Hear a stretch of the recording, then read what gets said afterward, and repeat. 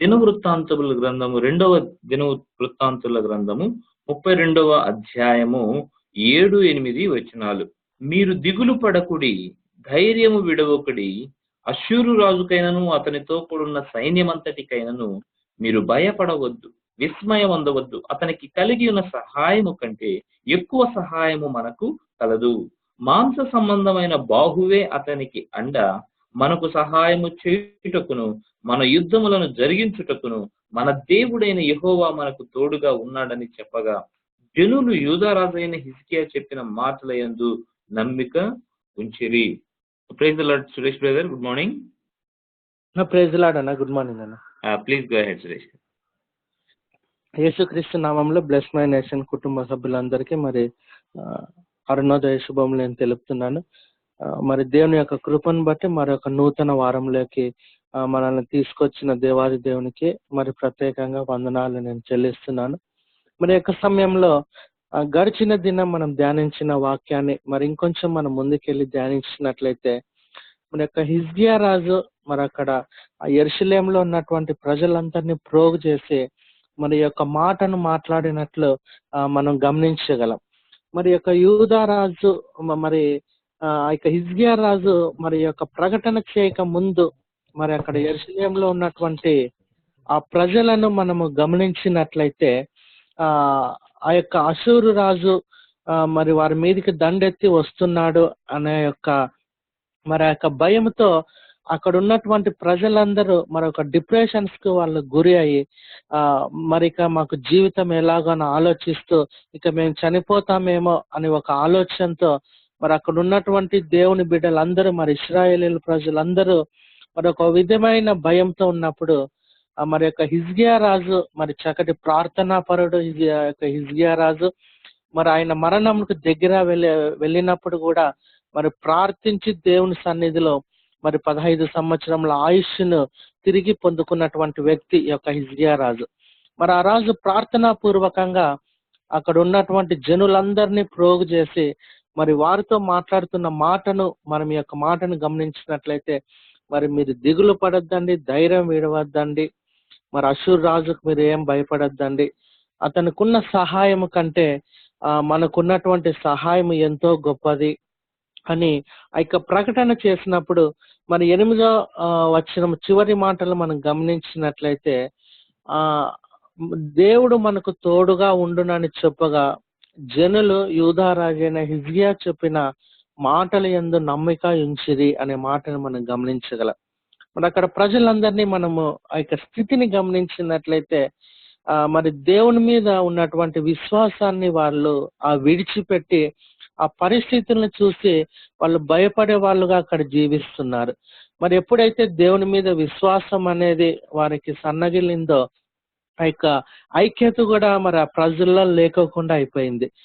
మరి ఆ యొక్క దేవుడు మరి మా దేవుడు మమ్మల్ని రక్షించడానికి సమర్థుడు అనే విషయాన్ని వాళ్ళు మర్చిపోయి మరి అష్షూరు రాజు మరి వాళ్ళకు ఉన్నటువంటి దేవతల వంటి దేవుడే మా దేవుడు కూడా అన్నటువంటి ఒక ఆలోచనలోకి వీళ్ళు వెళ్ళిపోయారు. అంటే ఈ యొక్క పరిస్థితుల నుంచి దేవుడు మమ్మల్ని కాపాడడానికి సమర్థుడు అనే ఒక విశ్వాసంలో నుంచి వాళ్ళు బయటకు వచ్చారు, మరి భయపడుతున్నారు.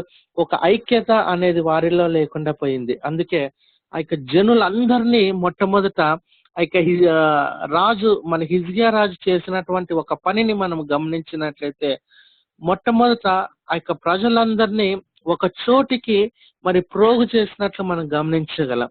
మరి ప్రోగు చేసిన తర్వాత ఆయన చేసిన రెండో పని ఏమంటే, దేవుని గూర్చిన మాటలు వారికి తెలియజేస్తున్నాడు. ఆ దేవుని యొక్క శక్తిని వాళ్ళకి తెలియజేస్తున్నారు. మన దేవుడు మరి ఆయనకున్నటువంటి రాజుకున్నటువంటి శక్తి కంటే మన దేవుడు గొప్పవాడు, మనల్ని కాపాడుటకు ఆయన సమర్థుడు అని ఎప్పుడైతే దేవుని గూర్చి ప్రకటన చేశారో ఈ యొక్క ప్రజలందరికీ ఆ విశ్వాసం అనేది వచ్చింది. మరి ఆ రోమిల్కి రాసిన పత్రిక 8వ అధ్యాయంలో మనము అపోస్తులైన పౌలు మరి రోమిల్కి రాసిన పత్రిక 17లో మనం గమనించినట్లయితే మరి అక్కడ ఇలాగుంటుంది, మరి వినుట వలన విశ్వాసము కలుగును, ఆ మాట క్రీస్తుని గూర్చిన మాట వల్ల విశ్వాసము కలుగునని. మరి ఎప్పుడైతే ఈ యొక్క హిజ్కియా రాజు ఆ యొక్క ప్రకటన చేశాడో అప్పుడు ఆ ప్రజలందరికీ మరి ఒక విశ్వాసము కలిగినట్లు ఆ వాక్య భాగాల్లో మనం చూడగలం. మరి తర్వాత వచనాల్లో మనం ముందుకెళ్ళినట్లయితే మరి 20వ వచనంలో గమనించినట్లయితే మరి యొక్క హిజ్కియా రాజు అక్కడ ప్రార్థన చేస్తాడు. మరి అష్షూరు రాజు యుద్ధానికి వచ్చినప్పుడు మరి హిజ్కియా రాజు మరి ప్రార్థన చేస్తాడు యెషయా ప్రవక్తతో కలిసి. వీళ్ళిద్దరూ మరి పరిస్థితి నుంచి మమ్మల్ని బయటికి తీసుకురమ్మని ఎప్పుడైతే వాళ్ళు ప్రార్థన చేస్తారో మరి 20వ వచనంలో వాళ్ళు ప్రార్థన చేస్తారు.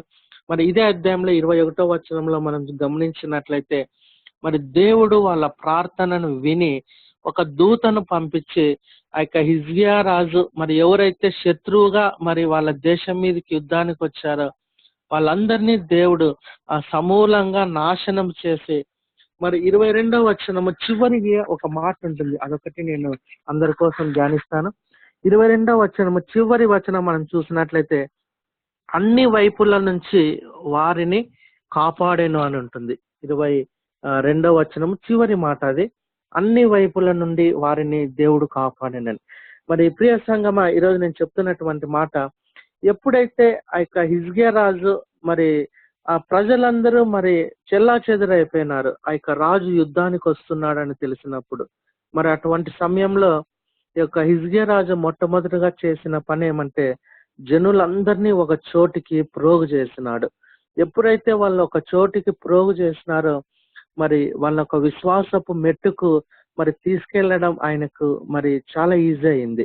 ఎప్పుడైతే ఒక చోటికి ప్రోగు చేసి మరి దేవుని యొక్క మాటలు వినిపించారో అప్పుడు అందరికీ ఒక విశ్వాసం అనేది వచ్చింది. ఎప్పుడైతే వాళ్ళు విశ్వసించారో అప్పుడు దేవుడు ఒక దూతను పంపి ఆ యొక్క ప్రజలందరినీ మరి ఆ యొక్క రాజు అష్షూరు రాజు చేతిలో నుంచి మరి దేవుడు కాపాడినట్లు మనం చూస్తున్నాం. కాబట్టి ఈ దినంలో మరి మన జీవితంలో కూడా ఒక ఐక్యత అనేది మనకి రావాలి. మరి యొక్క ప్రజలందరూ ఒక చోటికి ఎలాగ ప్రోగు చేయబడి ఒక విశ్వాసపు మెట్టుకు వెళ్ళారు, మరి ఆ యొక్క అష్షూరు రాజు చేతిలో నుంచి తప్పించబడ్డారు. ఈ యొక్క దినాల్లో మనం కూడా సాతాను చేతిలో నుంచి విడిపింపబడాలంటే మనం కూడా ఇలాగ ఒక ఐక్యతతో, అంటే విశ్వాసం అనే ఒక ఐక్యతలోకి ఎప్పుడైతే మనం వస్తామో అటువంటి గొప్ప కార్యాలు మన జీవితంలో కూడా మనం సాధించగలం. మరి అందుకే ఒక బ్లెస్ మై నేషన్ ద్వారా మరి అనేక ప్రాంతాల్లో ఉన్నటువంటి మనందరినీ దేవుడు ఒక ప్రోగుగా ఒక చోటికి ప్రోగు చేసే ఒక కనెక్షన్ ద్వారా మరి అటువంటి విశ్వాసపు మెట్టుకు దేవుడు కూడా మనల్ని తీసుకెళ్తున్నాడని నేను నమ్ముతున్నా. మరి అపోస్తుల కార్యము 12వ అధ్యాయంలో కూడా మనం గమనించినట్లయితే మరి పేతురు అక్కడ చెరసాలలో ఉన్నప్పుడు మరి సంఘం అంతా ఒక చోట కూడుకొని వాళ్ళ అత్యాశక్తితో ప్రార్థించినారని మనం చూడగలం. అపోస్తుల కార్యం 12వ అధ్యాయం 5వ వచనంలో చూసినట్లయితే మరి సంఘం అంతా ఎప్పుడైతే మరి ఒక చోట వాళ్ళు ప్రోగు చేయబడి మరి అత్యాశక్తితో ప్రార్థన చేశారో మరి అప్పుడు కూడా దేవుడు ఒక దూతను పంపించి మరి చెరసాలలో ఉన్నటువంటి పేతురును మరి బయటికి తీసుకొచ్చినట్లు మనం గమనించగలం. మరి ఈరోజు నేను నా మాటలు ముగించే ముందుగా మరి హిజ్కియా రాజు చేసినటువంటి ఒక పని ఏమంటే జనులందరిలో ఒక ఐక్యతను ఆయన తీసుకురాగలిగాడు. మరి జనులందరినీ ఒక విశ్వాసపు మెట్టుకు ఆయన తీసుకెళ్లాడు. ఎప్పుడైతే ఆ ప్రజలందరూ ఆ విశ్వాసపు మెట్టుకెళ్ళి మరి హిజ్కియా రాజు చెప్పినటువంటి ఆ మాటల మీద నమ్మకం ఉంచారో అప్పుడు దేవుడు అష్షూరు రాజు చేతిలో నుంచి వాళ్ళను కాపాడారు. ఈరోజు మన జీవితంలో కూడా అటువంటి ఐక్యత, అటువంటి విశ్వాసంలో ఎప్పుడైతే మనం జీవిస్తామో మరి సాతాను యొక్క కబంధ హస్తాల నుంచి దేవుడు మనల్ని కాపాడి ఆయన రాజ్య వారసులుగా మనల్ని చేసుకోగలడు. మరి అటు విశ్వాసము ఈ యొక్క వాక్యం వింటున్న మరి యొక్క బ్లెస్ మై నేషన్ కుటుంబ సభ్యులందరికీ మరి దేవుడు దయచేయును గాక. ఆమేన్. Over to brother. Praise the Lord. Thank you very much brother. చక్కని మాటలు అందించిన సురేష్ గారికి ప్రభు నామంలో ప్రత్యేకమైన వందనాలు తెలియచేస్తూ మరి ఆ మాటలు అక్కడ ఒక మాటను గుర్తు చేసుకుంటే ఇందులో 32వ అధ్యాయం 8వ వచనంలో ఉన్న మాట, యూదా రాజైన హిజ్కియా చెప్పిన మాటల యందు వారు ఏం ఉంచారు అంటే నమ్మిక ఉంచిరి అని చెప్పి ఇక్కడ అర్థమవుతుంది. అంటే అక్కడ ఒక పరిస్థితి వారి మధ్యకు వచ్చింది, వారు ఎదుర్కోవాల్సిన స్థితి వచ్చింది. అది ఒకరి మీద కాదు, గుంపుగా ఇజ్రాయేలు జనాంగము పైకి వచ్చిన శ్రమగా అక్కడ కనపడుతూ ఉన్నప్పుడు వారిని నాయకుడిగా వారందరినీ ఒక చోట పోగు చేసి మరి వారికి దేవుని మాటలు, ధైర్యపు మాటలు చెప్పినప్పుడు వారు ఏకీభవించారట. వారు నమ్మారట. అందుకనే మన బైబిల్ గ్రంథంలో ఉన్న మాట మనము ఎప్పుడు గుర్తు చేసుకుంటాం. ఏంటయ్యా అంటే, నమ్ముట నీ వలన అయితే నమ్మువానికి సమస్తము సాధ్యమే అని. ఇటువంటి అది వ్యక్తిగతంగా కాకుండా అది సంఘము మీద, ఒక జాతి మీద, దేశము మీద మరి వచ్చిన సమస్య ఉన్నప్పుడు ప్రభువు మనకి ఇక్కడ గుర్తు చేస్తున్న మాట, ఈ నమ్మిక ఒకరు కాదు, మరి ఆ జనులు కూడి వారు కనుక అదే నమ్మకము కనుక ఉంచినట్లయితే ఆ దేశము పట్ల గొప్ప కార్యాలు జరుగుతాయి అని చెప్పి మనకి ఇక్కడ హిజ్కియా ఆ సందర్భంలో మనకి అర్థమవుతూ ఉంది. అందుకనే మనం బ్లెస్ మై నేషన్ లో కూడా మనం చేస్తున్నది అదే. మనం అనేక ప్రాంతాలలో ఉన్న మనలను దేవుడు పోగు చేసి మనకి తన వాక్యాన్ని, ధైర్యాన్ని ఇచ్చి మనకి ఏం చెప్పారయ్యా అంటే నమ్మమన్నారు. మనం ప్రార్థించేది నమ్మమన్నారు. ప్రార్థించినప్పుడు మనం నమ్మి ఏకీభవించి ఒకే నమ్మకంతో మనం ఉన్నప్పుడు గొప్ప కార్యాలను, విడుదలను మన భారతదేశంలో కూడా మనము చూస్తాం. దేవునికి స్తోత్రం. ప్రతి ఒక్కరిలో అటువంటి నమ్మకమైన ఆత్మను, నమ్మే ఆత్మను, విశ్వాసపు ఆత్మను, ఏకీభవించే ఆత్మను, ప్రార్థన ఆత్మను దేవాది దేవుడు దయచేయును గాక. ఆమేన్, ఆమేన్, ఆమేన్.